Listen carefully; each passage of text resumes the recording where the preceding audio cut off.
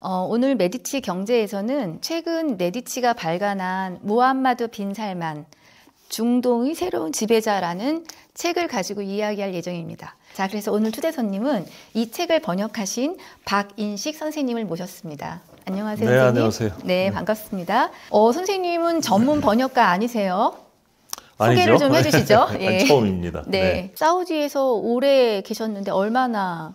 제가 2009년 2월에 저는 이제 벽산 엔지니어링에 아직도 적을 두고 있는데 벽산 엔지니어링에서 사우디 현지 업체하고 합작법인을 세웠습니다. 그래서 2009년 2월에 부임해서 2021년 10월 말에 와서 한 13년 거기서 일했습니다. 네. 우리는 사우디를 왜 알아야 될까요? 제가 사우디의 경제 현황이나 사우디에서 추진하는 사업에 대해서 프로그램을 보시는 분이 느끼셨겠지만 그렇게 호의적이거나 긍정적이지 않습니다. 네. 혹시 사우디의 사업을 신뢰하지 못하거나 부정하는 게 아닌가 이렇게 말씀하실 수 있는데 저는 전혀 그렇지가 않습니다. 우리는 사우디를 우리의 시장으로 계속 주목하고 도전하고 해야 되는데 제가 이런 의견을 계속 드리는 거는 제가 그걸 모르고 갔다가 아무것도 얻질 못하고 돌아와서 그런 실패는 저 하나 하면 되지 다른 분들까지 그런 실패를 할 필요는 없으니까 그래서 저는 기회 될 때마다 사우디가 이런 어려움이 있으니까 잘 알고 가라 이렇게 설명을 드리는데 그걸 자칫 사우디 시장에 대한 부정론자로 이렇게 보시는 분들이 가끔 계시긴 해요. 근데 저는 그렇지는 않습니다. 아니라십니다. 네, 아닙니다. 돌다리 전략. 네네, 그렇습니다. 네, 리스크 관리를 좀 정확히 하고 네네, 가자. 그렇습니다. 자, 그래서 그런 중요한 시장을 지금 틀어지고 있는 사람이 이제 이 왕세자예요. 네. 사실은 이 복잡한 가게도 보고도 이해도 잘 안 되고 제가 이제 이게 비유가 맞나요? 태종이 아직 건재한데 우리 장차 세종이 될 충녕대군한테 너 해봐. 굉장히 비슷합니다. 왜 비슷하냐면 태종이 큰아들이 아니잖아요. 그 다음에 그 세종도 큰아들이 아니고 살만이 국왕이 될 거라고 저 2009년에 갔을 때만 해도 저희 파트너 쪽이 이제 살만 술탄 이쪽 집안 사람들이었거든요. 그래서 이제 분위기를 아는데 살만은 전혀 왕이 될 가능성이 없었어요. 지금 국왕이 7대 국왕이 2대부터 7대까지가 이제 2세대입니다. 그리고 이제 지금 왕세자가 3세대거든요. 그 초대 국왕이 압둘 아지즈 국왕인데 그분이 아들을 45명을 낳습니다. 그래서 45명이요? 지금 국왕이 7대 국왕인데 2대부터 2, 3, 4, 5, 6, 7, 6명 국왕이 형제입니다. 그런데 이제 아들이 45명이고 그 45명을 낳은 부인이 22분인데 아니 근데 그 2세대에서 형제난 같은 건 없었어요? 당연히 왕자가 많으니까 그 중에서 이제 다툼이 일어나죠. 있을 것도 같아요. 20살 넘어까지 살아남은 왕자가 35명인데 그 중에 수다일이 가문에서 온 수다일이 왕비께서 낳은 아들이 7입니다. 35명 중에 7이면 굉장히 많죠. 그걸 수다일이 세븐이라고 부르는데 제가 2009년에 갈 때만 해도 28대 7구도였습니다. 그러니까 35명 왕자 중에 이제 수다일이 왕 세븐이 있고 그래서 수다일이 세븐이 힘이 있긴 했지만 압도적이진 못했어요. 나머지 28명만 비교해서 수다일이 세븐의 첫째 아들이 파드 왕자인데 그 파드 왕자가 국왕이 5대 국왕이 됐습니다. 5대 국왕이 되면서 그때 이제 사우디의 분위기는 이제 수다일이 세븐이 첫째가 됐으니까 이제는 다른 데로 안 가고 수다일이 세븐의 첫째, 둘째, 셋째, 넷째 이렇게 내려갈 거다라고 이제 생각을 했죠. 근데 그 나머지 28명이 가만히 있었겠습니까? 그래서 타협안으로 세운 게 6대 국왕 압둘라입니다. 그래서 파드 국왕이 국왕에 오르고 왕세 제지요, 동생이니까 크라운 프린스로 타협안으로 압둘라 왕자를 이제 크라운 프린스로 앉히고 그 압둘라 밑에 데피티 크라운 프린스 부왕세제로 둘째를 앉혔습니다. 수다일이 세븐에. 이게 술탄 왕자거든요. 압둘라부터는 이름이 익숙합니다. 네, 압둘라 다음이 이제 그 술탄이 이제 크라운 프린스가 됐는데 수다이리 세븐의 둘째죠. 그런데 이제 2대부터 쭉 7대까지 6대까지 내려왔으니까 나이가 많지 않았겠어요. 다 뭐 젊어야 70대 후반, 80대, 90대 이러니까 술탄 왕자가 압둘라 국왕보다 동생인데 먼저 죽었어요. 그래서 그 다음에 이 수다이리 세븐의 넷째인 나예프 왕자가 이제 크라운 프린스가 됐어요. 근데 그분이 2년 있다 또 죽었어요. 그래갖고 그 다음에 이제 이 살만 왕자가 세븐 중에 6번째인데 그분이 이제 크라운 프린스가 된 거예요. 압둘라 국왕이 살만 국왕을 폐위시키고 자기 아들이나 자기 측근을 가까운 왕자를 이제 크라운 프린스로 앉혀서 국왕에 올릴 생각을 하고 우리로 말하자면 12.12 사태 같은 것들이 일어났어요. 그래서 하루 동안 발표 안 하고 그걸 뒤집으려고 그랬어요. 그랬는데 뭐 이 수다이리 세븐이 막강하니까 그걸 놔두질 않았죠. 그래서 다시 잘 지켜내고 자기가 국왕에 오르고 말하자면 반역을 이 살만 국왕의 입장에서 볼 때 반역을 꾀한 사람들을 이제 내치고 이런 과정이 있었거든요. 그래서 이 살만이 그런 우여곡절 끝에 정말 운 좋게 국왕이 됐는데 그 살만 국왕한테도 아들이 12이 있었거든요. 빈 살만이 12명입니다. 네. 빈 살만은 살만의 아들이라는 뜻인데 빈 살만이 12명이에요. 그러니까 지금 우리가 보는 왕세자는 무함마드 빈 살만이고요. 그런데 이제 그 살만의 첫째 아들, 둘째 아들이 또 병으로 죽었어요. 그래서 거기서도 또 지금 왕세자가 세종처럼 충녕대군처럼 마지가 아니고 한 중간쯤 있었지요. 살만 국왕이 왕자 때 이분이 왕실의 규율부장이었어요. 그래서 이제 뭐 문제를 일으키면 이 사람이 붙잡아다가 자기 개인 감옥에다 막 쳐놓고 그래서 군기반장을 했습니다. 무함마드 빈 살만을 왕세자로 선택한 이유가 무함마드 빈 살만 왕자가 가지고 있지 않은 것 때문에 선택했다는 얘기가 있어요. 그게 무슨 얘기냐면 살만 국왕의 아들이 12인데 그 아들들이 대부분 외국에서 다 공부를 했어요. 그래서 뭐 아주 뭐 영어를 모국어처럼 사용하고 서구 문물에 아주 문화나 이 그쪽 사고방식에 익숙한 사람들이죠. 그런데 이 책에서 이제 언급되고 있기는 이 사람이 굉장히 좀 뭐랄까 독특하다고 그럴까 좀 난폭한 성향이 어려서부터 있었고 그 누구에게 이제 머리 숙이는 걸 못하는 사람인 거예요. 그래서 그때 미국에 가야 할 일이 있었는데 비자를 얻으려면 왕자도 대사관에 갔어야 한답니다. 그런데 내가 왜 미국 대사관까지 가서 비자를 인터뷰를 해야 되느냐. 그걸 거절해서 미국을 안 갔어요. 그래서 이분은 그 킹 사우드 대학이라고 이제 우리로 말하자면 서울대학 같은 리야드 안에 이제 사우디에서 가장 좋은 대학 킹 사우드 대학인데 거기 이제 법과를 졸업했거든요. 그래서 이 사람은 외국에 유학한 경험도 없고 그다음에 이제 외국 문물에도 익숙하지 않고 즉 다른 왕자들은 다 갖추고 있는 거를 갖추고 있지 않기 때문에 그건 아버지가 군기반장을 했다는 것과 일맥상통하지요. 아버지가 군기반장을 하면서 이슬람의 가치, 사우디의 가치를 굉장히 중요하게 여겼는데 그 아들 중에 이 무함마드 빈 살만 왕자가 유일하게 그 가치를 이어받은 거거든요. 그래서 가지고 있는 것 때문에 왕세자가 된 게 아니라 가지고 있지 않은 것 때문에 왕세자가 됐다. 이렇게 이야기를 합니다. 그러니까 살만이 왕이 될 확률도 없었고 살만이 왕이 돼도 이 무함마드 빈 살만이 왕세자가 될 확률도 없었는데 그게 이제 이루어졌죠. 그러니까 복잡합니다.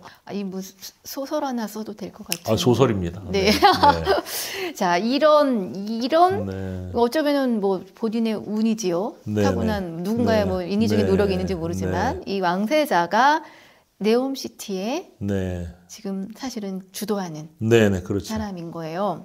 사우디 최근 보도 중에 제일 이렇게 핫한 보도가 여성 운전자 나온 거였잖아요. 네네. 그래서 뭔가 이슬람 문화를 좀 바꾸는 형태의 개혁을 추진하는 인물이다.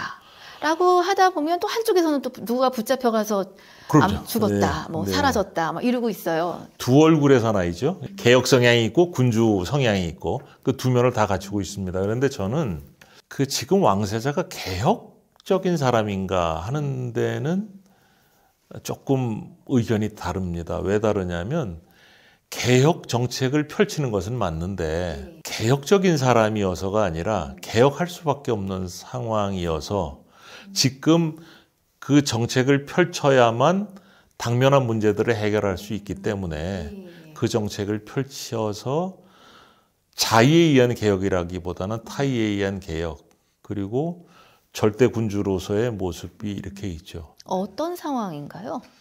그렇게 할 수밖에 없는. 쌀만 국왕이 이제 국왕에 즉위했을 때 그 먼저 국왕이 죽으면서 쌀만 국왕 밑에 이제 부왕세제를 이제 세워놓고 갔어요. 근데 쌀만이 뭐 날렸죠. 자기가 자기 원하는 사람 세워야 되니까. 이 수다일이 세븐 가문 안에서 굉장히 격렬한 반발이 있었습니다.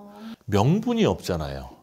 그러니까 명분을 잡은 게 이제 뭐였었냐면 그 여성과 청년이었어요.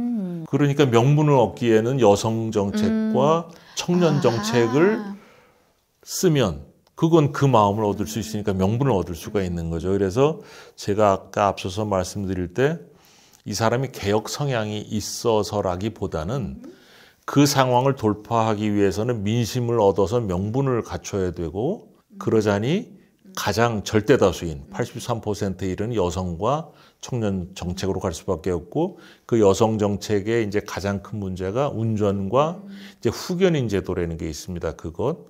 그다음 청년 문제는 뭐니 해도 이제 실업, 그 일자리 문제거든요. 그래서 그렇기 때문에 그 정책을 갈 수밖에 없었고, 그러니까 그게 이제 개혁 성향의 정책으로 드러난 거죠. 네. 반발 세력을 일단 제압해 놓고 네네. 그다음에 자기 지지 세력을 확보하기 위한 그렇습니다. 정책을 명분이 필요했죠. 네. 어찌 보면 굉장히 현실론적인 그럼요. 사람이네요. 네. 근데 어쨌든 그러다 보니 이제 사우디에 부는 개혁의 바람 막 이러면서 네네네. 밖에서는 막 네네. 띄워주는 것 네네. 같아요. 네네. 이 왕세자께서 작년에 이제 방한을 했습니다. 네. 근데 아까 재정 얘기도 잠깐 했는데 네. 또 이 왕세자가 그렇게 부자라며 그때 보도를 봤더니 뭐 하룻밤 자는 방값이 네네. 2,200만 원을 네. 썼다고. 도대체 네. 어떤 방인지. 네, 부자예요?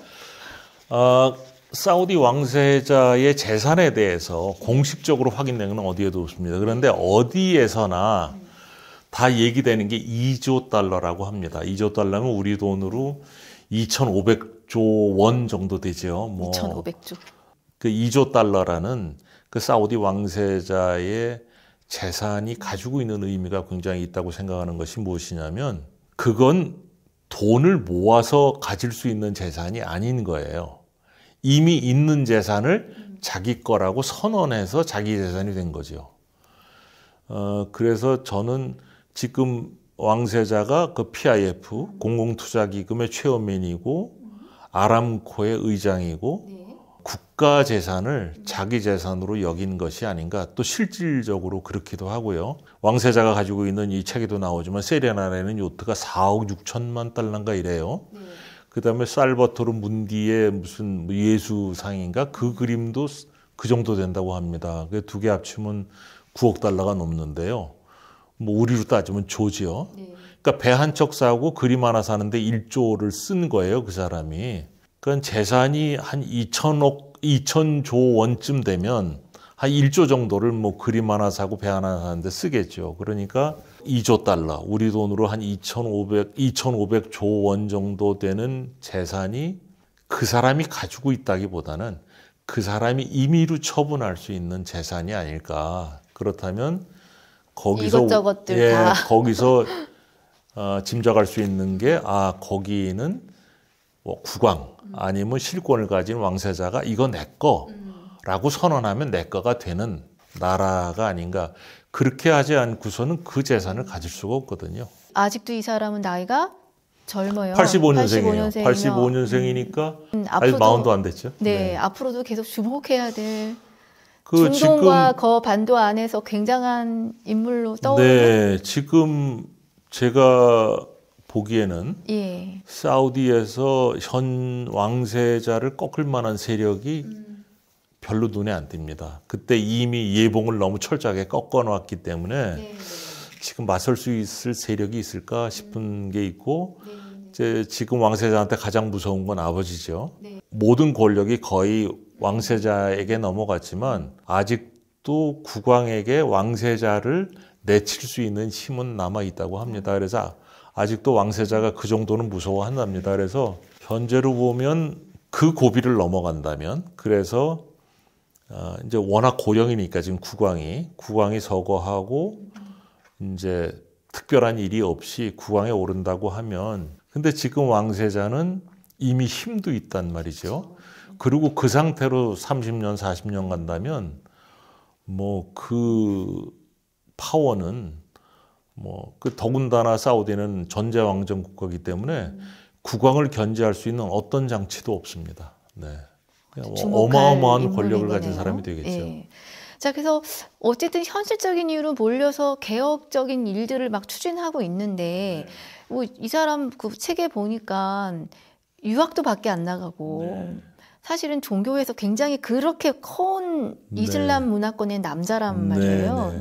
그래서 저는 사실 그래서 이 책에서 벤 허버드 특파원을 오래 한 거잖아요. 한 6년 했다고 합니다. 근데 뭐 사실 정말 뭐 약간 목숨 걸고 썼다는 느낌이 드는 대목도 좀 있고, 근데 이 질문 정말 좀 멋있었어요.